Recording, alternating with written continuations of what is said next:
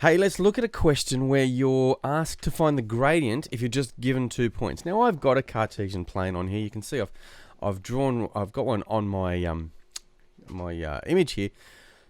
We don't need it. We can actually find the gradient, and we can actually go through and find the whole equation without the gradient. But I'm going to use the gradient just to help explain what I'm doing as we go along. So, if you were given these 2 points, how could we find the gradient of the line passing through those 2 points? In fact, how could we go all the way and find the equation of the line that goes through those 2 points? All right, here's the deal. First thing, I'm going to label them x1, y1, x2, and y2, just like we've done with midpoint and distance formulas. Okay, I've got 2 coordinates. I'm going to label them x1 and y1, x2 and y2, because I'm going to use that shortly. Now, let me just actually plot them on here anyway. So if I was to draw them on our plane, which we don't need to do this is just the explanation, all right? So just bear with me, follow me as we go through this.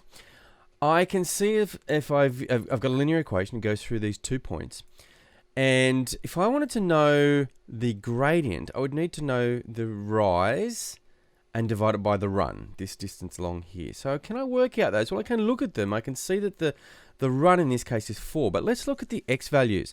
I've got an x value of 6 and an x value of 2. In fact, they're the numbers over here, aren't they? X is 6 and x is 2. So 6 take away the 2 is 4.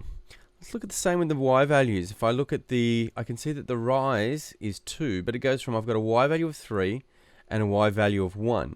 3 minus 1 gives me 2. And there my y values 3 and 1. So there's this connection between the x2, x1 and the y2, y1. And that's basically what the run is. The run is simply x2 minus x1.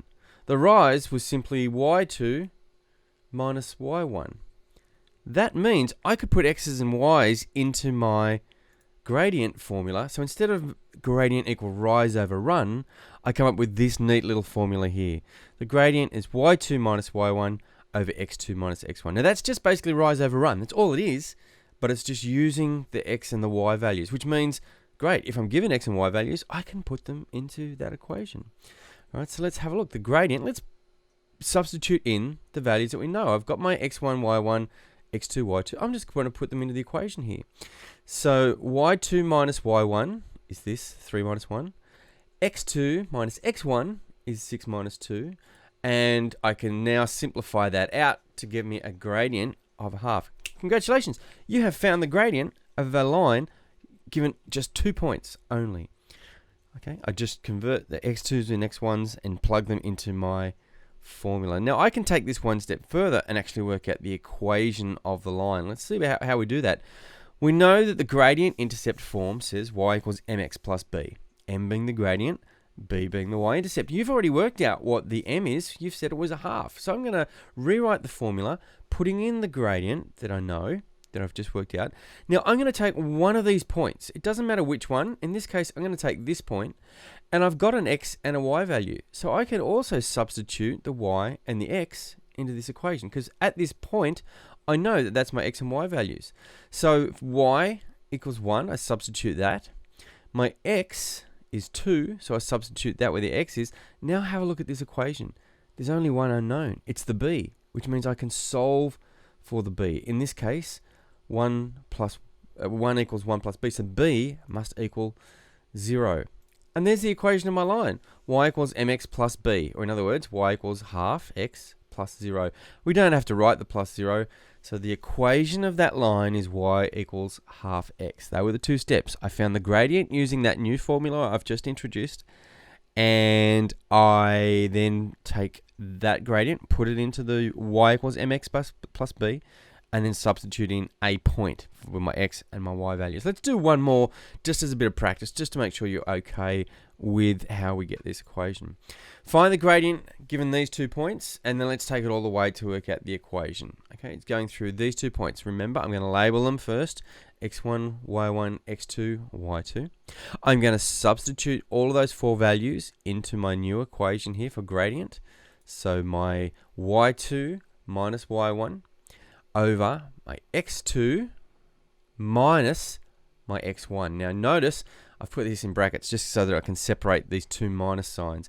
Okay, but that's all I've got there. Now remember that 2 negatives next to each other Can you see that? Two negatives become a positive. All right, if you've got two negatives next to each other, they become a positive. So that's where this plus 2 comes from. Now I'm going to go through and just simply simplify it. I've got negative 2 over negative 3. Now, a negative divided by a negative. Remember, I just said two negatives make a positive. So when I divide a negative number by a negative number, my answer is positive. The gradient for this line that goes through these 2 points is going to be 2/3. Let's take it home now and finish off the equation. I am going to substitute 2/3 in for my gradient. I'm going to leave a little space here and I'm going to substitute in x and y values. I'm going to pick either one of these points. Let's pick the first one.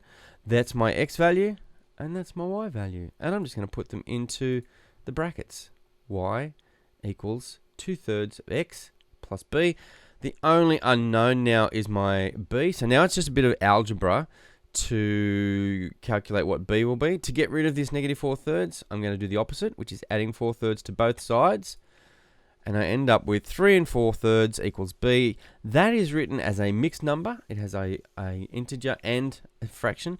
I'm going to convert that now to a fraction, irrational fraction. And I've now got a value of 13 over 3 equals b. Plug that back into my formula, and there you go.